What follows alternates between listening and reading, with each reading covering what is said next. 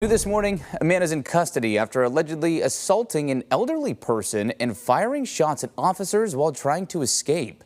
Gresham police say this started right around 9:30 last night. Officers responding to the area of Southeast Oak Street and 128th Avenue over reports of an assault at an elderly tenant's home. Authorities say they found the injured victim and learned the suspect had an outstanding felony warrant. And say the suspect, in unrelated incidents, had eluded an officer in a vehicle and menaced another victim. The suspect had a rifle and fired shots as he tried to escape from officers, but he was eventually arrested. He's been identified as 33-year-old Cameron Stiles of Gresham. He now faces several charges, including assault.